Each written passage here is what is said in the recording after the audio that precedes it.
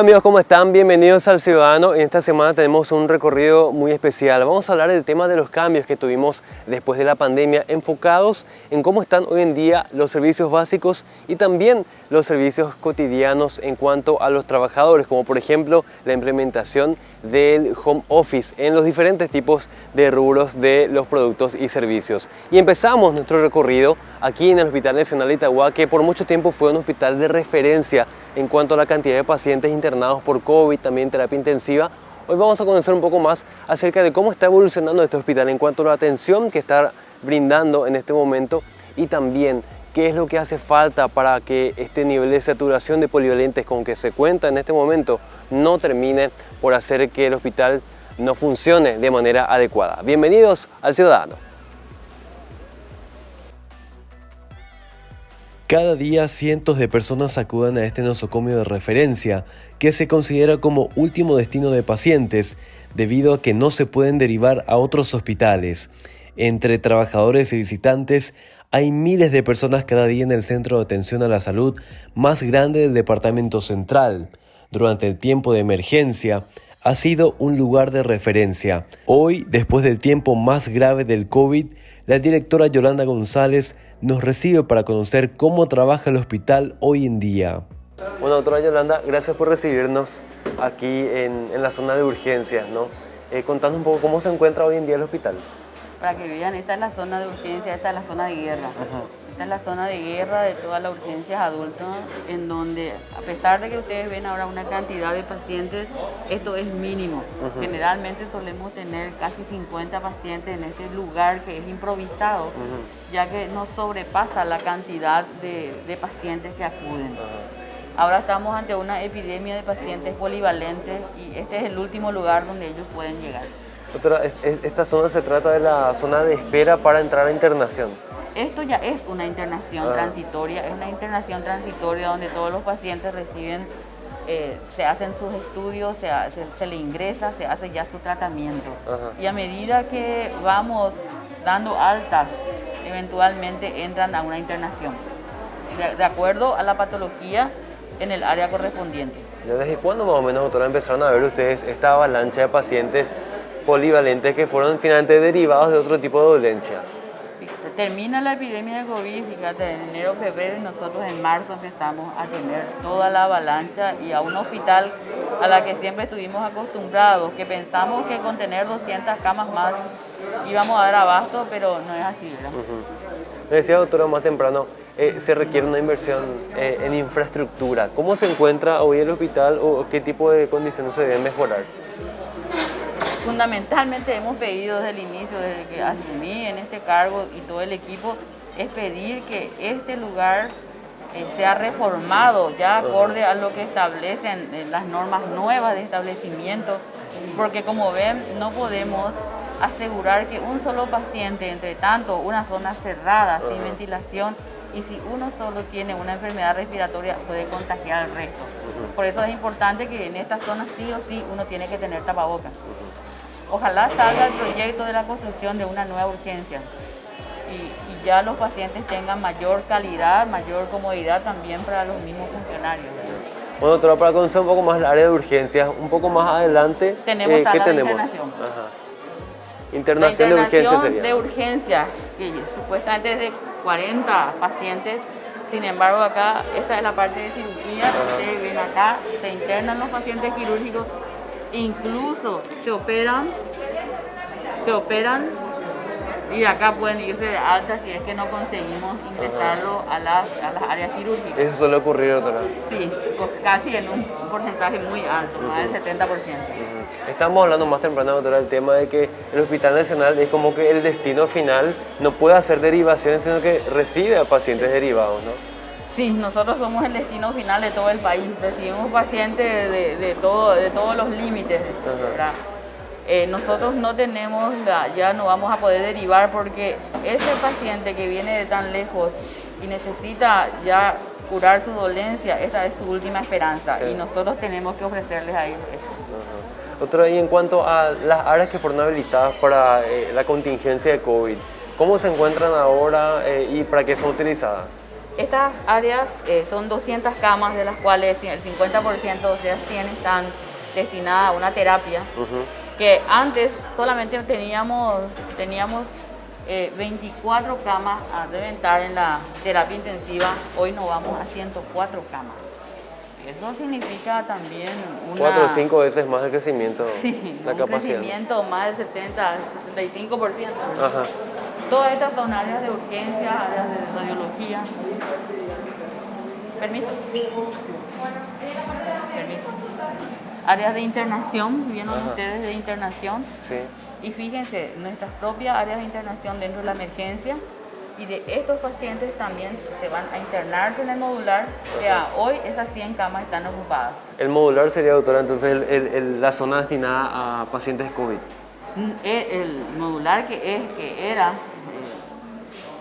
el destino COVID, ¿verdad? Que se hizo para el COVID, ahora está ocupado totalmente por pacientes polivalentes. Ajá, qué bárbaro. O sea, si antes, fíjense ustedes, era esta nomás nuestra capacidad instalada física, ya nos era, y teníamos históricamente una falta de camas, ahora otra vez las 200 camas resultan insuficientes.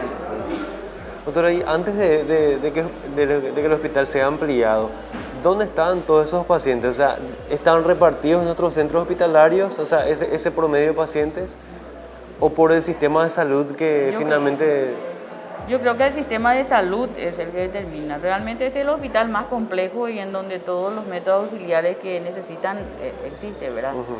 Todos los profesionales en todas las áreas, y seguimos tratando de sostener eso con todos los mejores especialistas que puedan estar en este hospital. Ahora, con todo lo que sube el costo también, incluso de la avenida al hospital que queda lejos, hay gente que se está jubilando, hay gente que opta por ir a otro lugar, pero tratamos siempre que este sea un centro especializado. Doctora, hablar un poco también del tema de los pacientes, de la responsabilidad de la cultura del paciente. Siempre decimos que no queremos hacernos los controles, y sobre todo cuando tenemos una enfermedad ya detectada, cuando tenemos un diagnóstico y tenemos una recomendación médica, ¿es común del paciente seguir, o en qué porcentaje se da esa dejadez también de parte del paciente? Lastimosamente esta es la constante, tanto en los cuadros clínicos como quirúrgicos. Estaba viendo pacientes que hace un año tienen una dolencia, tienen un dolor y ellos no van a consultar. Ellos se automedican con yuyos, se automedican en médicos y ya cuando no puede más acude al hospital. Lastimosamente es una constante, por eso hablo de los diabéticos que esperan hasta el final o ya cuando se complicó, ¿verdad? Ya cuando tienen una infección acuden y para nosotros a veces ya es muy tarde. Ya no queda un poco nada por hacer en ese caso. No, nos quedan solamente ya tratamientos drásticos y muchas de los pacientes no son apegados a su tratamiento. Incluso podemos comparar un poco con el tema que tenemos 4.000 funcionarios. A 30 años este hospital tiene muchísimos funcionarios enfermos y no van a creer, entre nuestros mismos funcionarios hay hipertensos, hay diabéticos, hay incluso ya dializados por no apegarse a un tratamiento teniendo todo acá a disposición. Y sabiendo las consecuencias, Sí, ¿verdad? viendo las consecuencias, viviendo con nosotros el día a día. Por eso la consulta precoz es lo que nosotros aconsejamos, llegar a tiempo, ¿verdad? Tratar un cáncer, tratar una patología quirúrgica sin que se complique para nosotros es lo mejor. La promoción de la salud en cuanto a la diabetes, en cuanto a la hipertensión, que son los más comunes, y que cada USF, que cada centro de salud tiene sus programas para que puedan retirar sus medicaciones y tomar en forma. La zona de contingencia por COVID funciona ahora como sala de internación de clínica médica. Las salas de terapia también incluyen a pacientes polivalentes. Bueno, doctora, nos encontramos entonces ahora en el área construida especialmente para el COVID, ¿no? Sí, nos encontramos en el área que era un área destinada exclusivamente para el área COVID, 200 camas fabricadas en tiempo récord. Más todavía las primeras 100 camas, 120 camas fueron hechas en 26 días con una cuarentena total. O sea, después se agregaron 80 camas más y al final nos estamos quedando de vuelta cortos con todo, ¿verdad? Esta área, doctora, esta es una de las áreas destinadas para COVID, que en estos momentos es un área polivalente de clínica médica. sería internación. Una internación normal de pacientes entre complejos, entre pacientes medianas que necesitan una internación. Esto se llenó rápidamente entonces desde Sí. marzo, doctora. Es automático, es como, y nos fuimos cada vez más empujando y Ajá. cada vez teníamos, cuando disminuían los pacientes automáticamente eran reemplazados de alguna manera, separábamos los lugares o hasta tener un área, se quedó un área de sospechosos, que hoy estamos llenos. Para que Incluso- vean ustedes, están llenos de diferentes lugares. Doctora, incluso con esta situación, Fíjense que viene de donde todos vienen del interior, J. Augusto Saldívar, pacientes, fíjense, Juan de Mena, de todo el país de entonces. todo el país prácticamente, están no solamente de Central. Buen día, buen día. Buen día. Lleno tan. Y esto probablemente esperando uno. Incluso con esta sumatoria de camas, doctora, no da abasto el hospital. No, de la misma forma no damos abasto. Ujú. Esto es increíble, viste, viendo de Filadelfia, Del Chaco. del Chaco, de todo. Sí, es que todo esto, encima que estos tienen equipos de tecnología y son los familiares entran en determinadas horas para alimentarles, para Sí. verles. Es lo que conseguimos. Fíjense, todas complejizadas, todos los médicos, incluso hay áreas de monitorización constante para ver la evolución. Todo esto es nuevo. ¿Qué haríamos si nos tuvieran estas 200 camas? Claro, Y ¿dónde, no sé. ¿dónde hubieran estado estos Y pacientes? ¿no? realmente una buena pregunta. Pero hablábamos más temprano del tema del presupuesto. Te preguntaba si es fácil un poco reprogramar o si se puede asignar dinero destinado al hospital de una a otra área. Eso no se puede hacer en cuanto a administrativamente, ¿no? El presupuesto del nacional en sí, con todo, no solamente de la parte de recursos físicos, es insuficiente para el mismo hospital. Este año hemos conseguido un rubro que no teníamos, por ejemplo, para arreglar grandes equipos, que es necesario, para mantenimiento, que Sí. es súper necesario.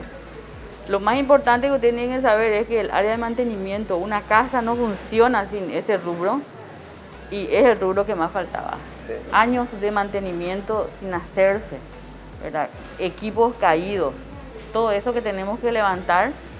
Tenemos una caja chica apenas de ahora, nos subieron a 15 millones, pero eso es realmente insuficiente, Claro, para porque un desde un hospital simple así foco, grande, desde un sí. simple foco que es importante, hasta un equipo que se rompe, nosotros tenemos que estar allí. Bueno, doctora, aparte de esta área de contingencia, está el área de terapia que fue Sí. agregada, ¿no? ¿Sí? Esta es la 2, esta es la 3, estas son las áreas de terapia. Por supuesto que no podemos ingresar, ¿verdad? Sí, sí. Pero de todas formas estas son las 4, acá hay 4 bloques más uno que está allá, que son 5 áreas de terapia. De En el momento 16 de- camas cada uno. Sí. En el momento de la emergencia, doctora, todo esto estaba, digamos, destinado. Todo estaba ocupado por COVID y en los picos más altos pensamos que nos quedamos de vuelta cortos con las camas. Sí. Pensábamos que necesitábamos, aunque sea 100 camas más, para poder dar abasto a esa cantidad de pacientes que recibíamos por diario, ¿verdad? Recibiste muchas llamadas, doctora, de pedidos de auxilio. De todo el país. Y lastimosamente no siempre tuvimos, o sea, no todo fue favorable en el sentido de que la lejanía en el caso del COVID, que eventualmente es por una dificultad respiratoria y llegaban muchos, ya no pudieron llegar al hospital, lastimosamente. Y todos también tenemos la felicidad de las altas que teníamos, que día a día se publicaban de alguna Sí. manera al menos, y de que muchos pacientes salieron. Tenemos también el orgullo de decir que ningún funcionario, teniendo las características de estas salas que tienen un aire acondicionado especial, con un pedido que nosotros le hicimos para que nadie, viendo lo que pasaba en Europa, que los médicos caían, que las Sí. enfermeras caían, acá no tuvimos ningún personal de esta área que haya fallecido. Qué bueno, doctora. Y eso con el aire acondicionado equipado para el recambio Es un del recambio ambiente. constante, entonces hace que ese personal entre con toda la seguridad Entonces ese fue un pedido especial que lo hicimos y bueno, el resultado está a la vista, no tuvimos ningún personal afectado. Así mismo. Recién yo creo que el personal fue afectado pues, ya en la Omicron posterior a las vacunas, ¿verdad? Cuando pasó un poco la ya cepa cuando leve. pasó todo lo peor. ¿Entonces no tuviste COVID positivo hasta el momento? Sí tuve. ¿En serio? Sí, tuve. ¿Una ocasión? Sí, tuve en vacuna después de recibir la tercera dosis ya en enero. Ajá. En enero. Con el Omicron. Sí, con la Omicron y me dio como un resfrío leve, nada más. Bueno, doctora, gracias por recibirnos. De verdad que nos quedamos muy contentos con la visita, pero también muy preocupados por las condiciones en que se encuentra el hospital en el sentido de la saturación, la cantidad de pacientes y todo lo que queda por hacer en un centro de referencia como este, ¿no? Y sí, necesitamos también coordinar mejor con todas las regiones del país, que de alguna u otra manera también tienen que tener equipamiento y profesionales adecuados en cada cabecera departamental, por decirte así. O hacer una coordinación mejor para que no lleguen hasta este punto, hacer mejores, no sé, llegar más a la gente para que eviten esa llegada tardía, ya complicado.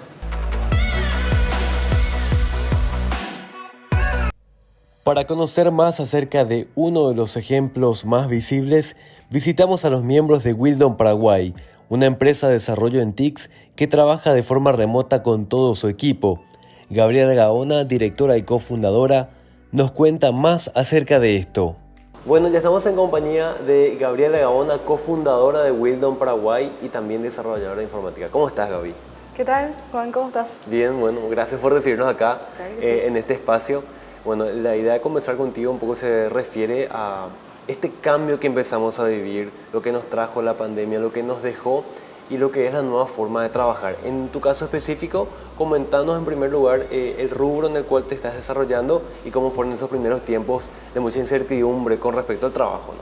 Sí, bueno, yo soy ingeniera en informática y trabajo como project manager ya hace años en Wildon, Paraguay. Mi trabajo, inicialmente, antes de la pandemia, yo hacía oficina, ¿verdad? Sí. Hacía oficina acá en Villamorra y después trabajaba con un grupo grande, ya desde aquel tiempo así 8 o 9 personas en equipo. Y después de la pandemia mudamos a la modalidad virtual, que ya estamos trabajando desde 2020 en esa modalidad. Y fue realmente un cambio grande, al comienzo un poco complicado porque perdimos el contacto con los chicos, ¿verdad? Con el chico con el que trabajaba, de verle todos los días a una videollamada. Pero igual a nivel de lo que es el trabajo en sí, no fue súper bien. O sea, no hubo variación en ese sentido, siempre con la misma calidad de trabajo. En el caso de esa oficina, se cerró totalmente. Esa oficina sí se cerró. Ajá. Y pasamos a tener una oficina mucho más chica ahora en un cowork, pero igual súper bien. Los chicos trabajan 100% desde sus casas, hace 2 años ya que están así. Y como te digo, la calidad de su trabajo sigue siendo impecable, ¿verdad? O sea, el tema de el espacio físico o de repente compartir con varias personas en un mismo lugar no afectó el rendimiento del trabajo final que hacían ustedes.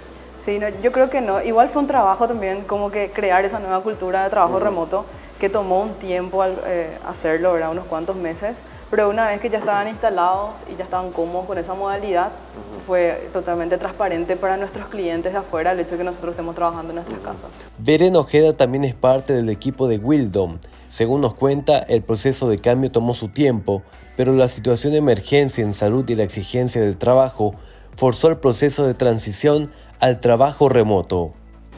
Al comienzo fue todo un desafío porque no estábamos acostumbrados a trabajar completamente remoto, si bien algunas de las personas en la empresa ya estaban trabajando para empresas en Estados Unidos, entonces como que era un grupo de personas que estaban más acostumbrados a trabajar remoto, pero aún así lo hacíamos yendo todos a la oficina y al principio fue como un juego, solemos decir, de no ir más a la oficina, probar desde nuestras casas. Empezamos llevando nuestras sillas, después nuestros escritorios. Fue una transición muy entre simpática y dolorosa a la vez, porque si bien uno trabajando remoto tiene un montón de flexibilidad y cuestiones que le hacen sentirse cómodo, también es difícil esa separación de la gente, de estar en la oficina, de compartir con los equipos de trabajo. Y bueno, para nosotros era algo que en algún momento se tenía que dar, pero no lo veníamos haciendo porque, como sabrán, la transición a remoto es un costo para toda empresa, para toda compañía. La pandemia forzó a eso y fue algo que por suerte salió bien. Dentro del trabajo remoto, ¿cuáles son las exigencias mínimas en cuanto a espacio, incluso hasta hablando un poco del ambiente de tranquilidad o de silencio de repente que debemos tener como trabajadores dentro de nuestras propias casas, ¿verdad? Y mira, nosotros trabajamos mucho en todos los proyectos, como somos una empresa de tecnología, trabajamos mucho con metodologías ágiles. Entonces lo que tenemos es una serie de reuniones que cumplimos sí o sí a la semana, reuniones diarias, reuniones de planificación, reuniones de demos, pero el resto del tiempo lo maneja cada uno de los empleados como quiere. La flexibilidad está ahí. Lo que sí hacemos y potenciamos es el uso de herramientas de comunicación. En este caso nosotros tenemos una que usamos con todos los empleados en todos los proyectos, y a lo que apuntamos es que estén disponibles en un horario entre las 9 y las 5 como para responder los mensajes, pero no hay una restricción de que el mensaje tiene que ser respondido al instante. Ajá. Es más bien un ida y vuelta bastante asíncrono. Y al comienzo sí, cuesta acostumbrarse a eso, pero con el tiempo se vuelve parte de la rutina. ¿Cuáles son estas herramientas de comunicación? ¿Son aplicaciones? ¿Son sistemas de mensajería? ¿Cómo hacen? Sí, particularmente para comunicarnos usamos Slack. Tratamos de separar un poco lo que es la vida personal del trabajo, por eso no apuntamos a herramientas de tipo WhatsApp. Y hay otros equipos que pueden, dependiendo del proyecto, usar herramientas pagadas de la suite de Microsoft, o en algunos casos, bueno, hay unas cuantas, pero nosotros la que más usamos es Slack o Teams y por ahí. Y bueno, y para las reuniones, Google Meet, Zoom, que son las constantes de siempre. ¿Hay otros rubros aparte del de ustedes en donde también se vieron obligados a migrar un poco hacia la virtualidad después de la pandemia? Yo creo que sí, que hay... Bueno, todo lo que tiene que ver con investigación, tecnología, ciencia y demás, hay ciertas áreas que se pueden pasar completamente a remoto y otras no. Depende de qué tanto la gente tenga que interactuar en los equipos y de qué tipo de herramientas necesiten, porque obviamente en nuestro caso nuestra herramienta principal es la computadora y la tenemos ahí, podemos llevarla a todos lados, pero hay ciertos ámbitos en los que obviamente no pueden estar moviendo maquinarias y demás. Así mismo, ¿y en algún momento pensaron en reactivar la oficina a nivel local en Paraguay, así como trabajaban antes, digo?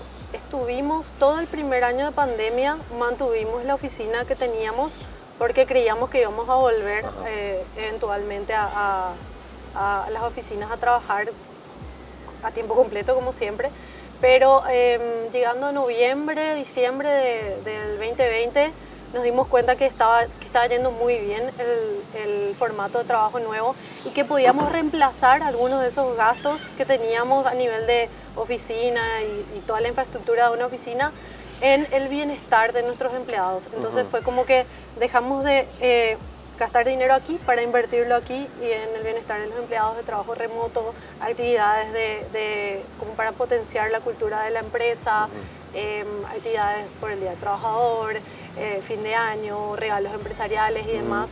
Incluso empezamos a apuntar a ofrecer herramientas de e-learning para los empleados, clases de inglés, que ya las veníamos haciendo, pero incluimos con más repeticiones.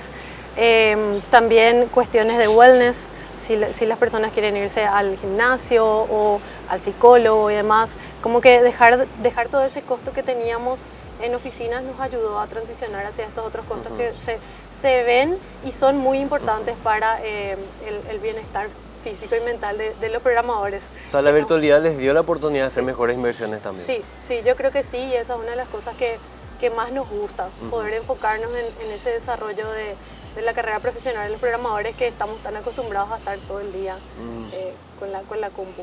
Wildon Paraguay trabaja en talento de exportación. La pandemia y el trabajo remoto no frenan la capacidad de trabajo y de producción. A la vuelta de la pausa conocemos más acerca de historias aquí en El Ciudadano. Matías Ferreira también es parte del equipo de Wildon Paraguay, pero en su caso el trabajo remoto ya era una costumbre desde hacía tiempo atrás. Trabajar de forma remota en los últimos meses no representó un obstáculo para él. Estamos con Matías Ferreira, él es Delivery Manager de Wildon. ¿Cómo estás, Matías? Gracias por recibirnos. Muchas gracias, igual. Bueno, Matías, contando un poco, estamos hablando un poco más temprano de la transición de la presencialidad a la virtualidad. ¿Hace cuánto que trabajas de forma virtual? Yo trabajo remotamente hace 5 años ya, Juan. Mi anterior trabajo ya trabajaba remotamente, así que esto de el trabajo remoto y asincrónico no es nada nuevo, digámosle, para mí. La pandemia no fue una gran afectación a mi trabajo, por suerte. En ningún momento, digamos, fue un cambio demasiado notable, entonces, en tu caso, lo que fue el impacto de la pandemia, ¿no? Para mí, en mi caso, no tanto, porque como te digo, ya antes de la pandemia, desde el 2017 ya venía trabajando remotamente, así que todas las capacidades y las necesidades para el trabajo remoto ya las tenía desarrolladas, por suerte. ¿Cuáles fueron esos desafíos principales ya antes de la pandemia en 2017-18 de aplicar la virtualidad? ¿Hay todavía empresas que exigían el tema de estar en una oficina cumpliendo horario? ¿Cómo se manejaba antes eso? Mira, yo trabajaba en una organización internacional y yo trabajaba con gente de Estados Unidos, Europa, Asia, así que realmente el estar conectado 100% del tiempo no era mi caso. Yo tuve la suerte de trabajar de manera full asincrónica, en el sentido de que yo podía trabajar en los horarios que yo quería. Entonces yo elegía los horarios en los que yo quería trabajar porque mi respuesta no era esperada en el instante en ningún momento. Entonces mi día comenzaba básicamente revisando mis correos, en donde los correos me decían básicamente lo que tenía que hacer, no solamente durante mi día, sino que en la semana en general, o en los próximos meses inclusive. Entonces yo tenía la posibilidad de planificar mi día en base a lo que estaba sucediendo en el momento, digámosle. Y siempre sin necesitar de responder automáticamente o en el mismo instante del que estaba trabajando. De repente hablamos de mucha facilidad, pero eso implica también aplicarse un poco una autodisciplina para poder cumplir.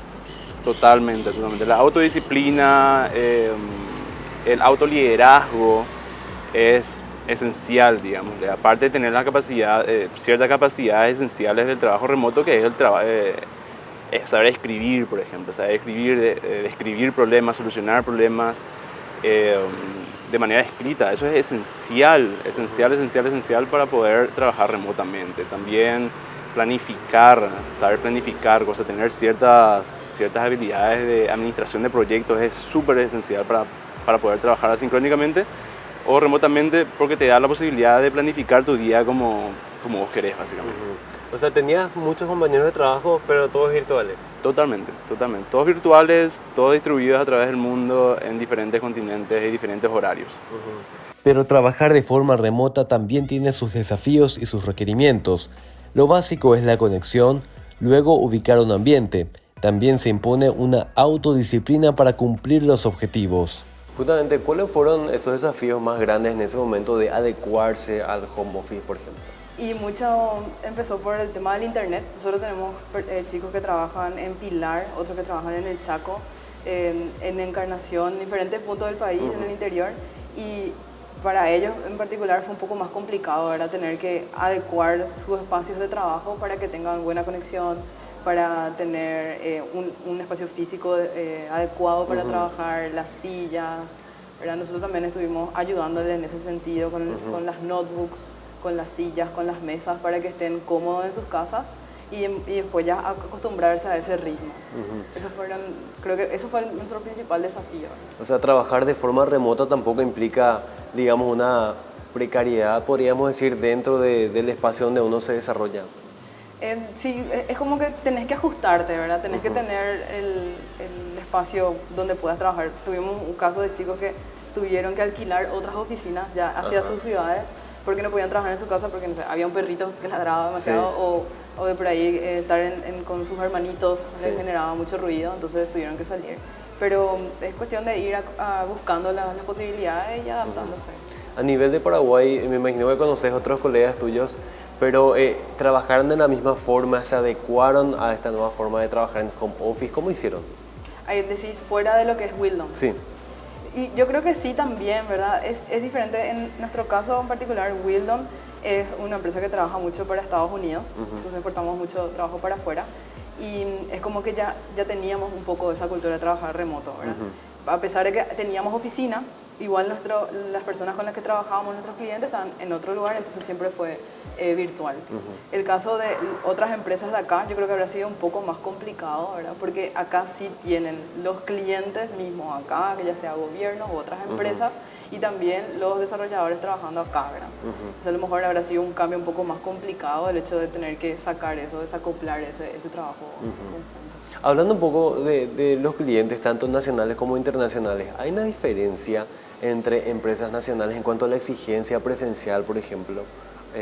Haciendo la comparación con empresas que te contratan de forma remota, ¿no? Y sí, en nuestro caso en particular nos fue súper bien en ese sentido. Nosotros también tenemos proyectos para empresas locales y se acomodaron súper bien al formato. O sea, fue un proceso otra vez, ¿verdad?, de trabajar con ellos, informarles que íbamos a trabajar de esa forma, pasar a tener reuniones todas las semanas on-site, a tener reuniones remotas, pero nos ajustamos bien. Ahora, el caso de las empresas internacionales ya están completamente acostumbradas a eso, ¿verdad?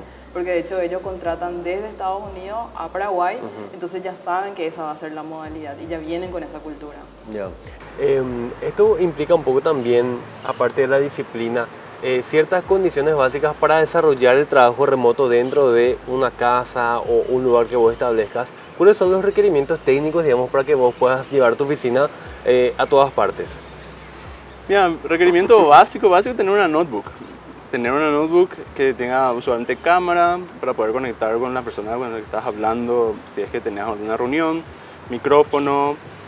Y eso es lo básico realmente para poder trabajar remotamente desde cualquier lado. Ahora, si uno tiene un lugar fijo en su casa, lo esencial sería tener un escritorio con ergonómicamente, con altura ergonómica, digámosle, y la silla es extremadamente esencial. Una silla de oficina que tenga con respaldo en la espalda baja es esencial porque estar sentado 8 horas, 10 horas al día conlleva un esfuerzo físico muy alto y puede acarrear problemas físicos más adelante en la vida, digamos. Entonces la silla, mira, si me das a elegir una cosa esencial, es la silla. Sí, parece tan sencillo, pero es fundamental, ¿verdad? Así mismo es, así mismo es. Me tocó la oportunidad de conocer algunas oficinas en donde incluso el escritorio estaba a nivel como para trabajar parados. ¿Eso también se implementa en algunos lugares? Sí, ahora también hay escritorios que se adaptan. Uno puede elegir la altura en la cual el escritorio está. Así que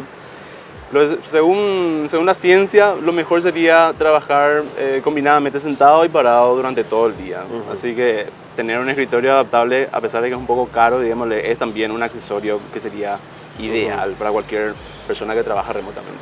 Wildom Paraguay trabaja en red con otras comunidades regionales. Esto permite ampliar el área de trabajo y lograr mejores resultados. En el caso de Wildom Paraguay, entiendo que forma parte de una red internacional. ¿Qué beneficios trae a empresas paraguayas como la de ustedes, por ejemplo, trabajar en red, trabajar en conjunto con colegas a nivel mundial también? Y es súper lindo, la verdad, tener el contacto con otras culturas. Te digo, el caso de Wildom, tenemos proyectos donde hay un equipo de Paraguay, un pequeño grupo de Paraguay en el mismo proyecto y también gente de El Salvador, de Bolivia, de Argentina trabajando en el mismo proyecto. Y que es súper lindo conocer a otras personas de otros países. Y aparte tenemos, gracias a la red, tenemos oficinas en varios países, que de hecho una experiencia personal que me tocó este año fue ir a hacer workation, tipo trabajar y vacacionar en Buenos Aires durante un mes y hacer oficina en la oficina de Wildom de Buenos Aires, que fue así un soporte súper lindo. Le conocí a mis compañeros de allá personalmente, ¿verdad? Porque ya les conocía virtual, pero les conocía a todos personalmente y se sentía como estar de vuelta en una oficina propia, ¿verdad? Fue muy linda la experiencia. Ya. Uno dice, bueno, trabajar y vacacionar al mismo tiempo, como que no estamos muy acostumbrados, pero ¿cómo es el caso de ustedes que tuvieron la oportunidad de hacer eso? Y súper bien, la verdad que es así como decís, no es que trabajas y vacacionas al mismo tiempo, sino que organizas tus tiempos para poder trabajar como normalmente harías desde tus casas en otro país y los fines de semana aprovechar y conocer una ciudad nueva, ¿verdad? Eso creo que es una de las grandes ventajas que te da el trabajo remoto, de poder trabajar desde cualquier lado. Y yo pude irme a Buenos Aires, me fui a Bariloche, me fui a Mar del Plata, rentaba un departamento y trabajaba desde mi apartamento en horario de oficina normal y después en horario de ya fuera de oficina recorría la ciudad, hacía otras actividades, conocía un poco de lo que había por ahí. O sea, el trabajo remoto te permitía tener esa diferenciación de tiempos y esa mejor organización. Claro, te da mucha flexibilidad, ¿verdad? Entonces aprovechas tus tiempos de forma que vos puedas también recorrer otros países, conocer otras ciudades. ¿Recomendar la experiencia? Súper, re luego. Me gustó mucho. Bueno, Matías, en el tema del rubro en el que están trabajando, ¿no? ¿Vos viste un cambio de otras empresas que se dedican al tema de desarrollo informático a implementar este tema de la virtualidad post pandemia? Totalmente, totalmente. Una cosa importante con el trabajo remoto es que para el empleador, para las organizaciones, las empresas, le da la posibilidad de ampliar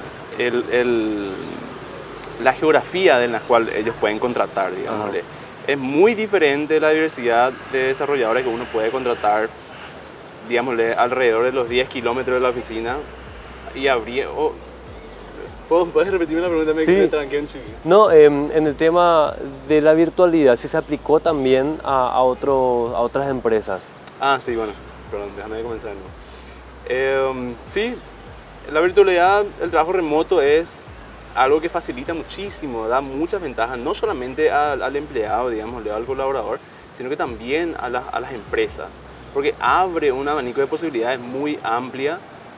Hay mucha diferencia entre poder contratar personas que están alrededor de la oficina solamente versus poder contratar en cualquier parte del mundo. El abanico de posibilidades que se abre es inmenso y la capacidad de conseguir talento muy bueno se incrementa muchísimo. También se ahorra un poco también dinero y calidad de vida. ¿Cómo se aplica eso? Totalmente, se ahorra mucha calidad de vida en el sentido de que cuando trabaja remoto, trabaja desde la casa usualmente, ¿no? Puede elegir las horas en las que trabaja, eso te da mucha posibilidad de estar con mucho más tiempo con la familia, ahorrar tiempo de traslado a la oficina, esencialmente, que es el mayor problema que tiene el hecho de trabajar desde una oficina, ¿no? De gastar 2 horas, 3 horas al día moviéndose es extremadamente... Paraguay exporta talento. En los últimos años, el área informática se ha incrementado en cuanto a los trabajadores que desarrollan herramientas valiosas desde Paraguay. El objetivo es ampliarse, pero todavía quedan obstáculos y barreras. Una de ellas es el idioma, según nos cuentan. Bueno, Gaby, hablando un poco también del tema del rubro de desarrollo informático dentro de nuestro país, ¿cómo se posiciona Paraguay? ¿Estamos exportando talento? ¿Estamos exportando trabajo? ¿Cómo está el nivel de trabajo a nivel local actualmente? Yo creo que en nuestra experiencia, ya trabajando hace 2 años para Estados Unidos, ¿verdad? Es la calidad del trabajo, la mano de obra paraguaya es muy buena en materia de lo que es desarrollo de software, de desarrolladores. La gente está súper capacitada, pero una de las grandes barreras es el idioma. Y ahí es como que nos frenamos mucho porque hay gente que es súper capaz, que estudió y que trabajó y está trabajando hace mucho tiempo, pero lastimosamente no tiene inglés. Entonces es como que se quedan ahí, ¿verdad? No pueden salir para afuera. Pero a nivel de lo que es la calidad y viendo incluso otros desarrolladores de Estados Unidos que trabajan con nosotros, para mí no hay diferencia. Es como que tenemos el mismo nivel, es cuestión de animarse nomás a hacer este tipo de trabajo y sobre todo a estudiar inglés y tener el idioma ahora para poder hacerlo. Así, bueno, Gaby, muchas gracias por recibirnos y bueno, muy interesante saber un poco hacia dónde vamos en cuanto a lo que es el trabajo remoto y el futuro del trabajo también en lugares físicos o virtuales. Malo, digámosle, ¿no? Así mismo. Bueno, hablando un poco también, Matías, del tema de la exportación del talento paraguayo, ¿qué proyecciones existen para este rubro en cuanto a exportar talento, exportar trabajo y mano de obra paraguaya que se valora a nivel internacional? Mira, a nivel Paraguay, la calidad de talento en temas de desarrollo de software es muy alta, pero existe una traba muy importante que es el inglés. El inglés es la principal traba que tenemos nosotros como empresa exportadora de talento a Estados Unidos y Europa. Y realmente nosotros desde nuestro lado estamos tratando de hacer un poco, de aportar un poco a la sociedad, de brindar clases de inglés a los colaboradores que no tienen alto nivel de inglés, ¿no? Entonces, si me das si la pregunta es ¿cómo lo ves? Lo veo muy positivo, con gran capacidad, pero se requiere educación en inglés, esencialmente.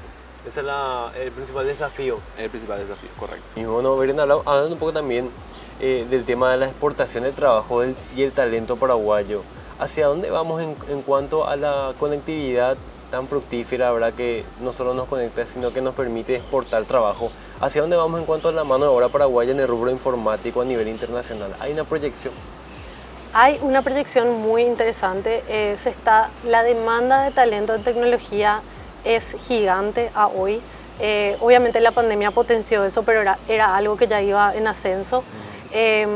La mano de obra paraguaya en cuanto a desarrollo es muy buena.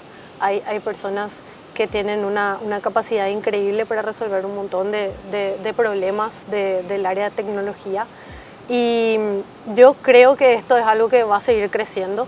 Obviamente hay ciertas falencias, todavía cuesta un poquito acercar esas oportunidades al talento que está en crecimiento. Con esto me refiero a los developers que son más junior. Cuesta acercarle a ellos las oportunidades y que ellos hagan fit con esas oportunidades, que es algo a lo que estamos apuntando también dentro de la empresa. Sigue costando la inclusión de mujeres en tecnología, seguimos siendo pocas mujeres, entonces eso es algo que también necesitamos potenciar. Por ahí desde la parte educativa, en las universidades y en los colegios mismos hay que hacer un cambio de mentalidad respecto a la forma de trabajo en tecnología, a dónde apuntamos, cómo apuntamos y cuáles son los beneficios para que más gente quiera y se una a esta carrera que es tan linda y tan prometedora.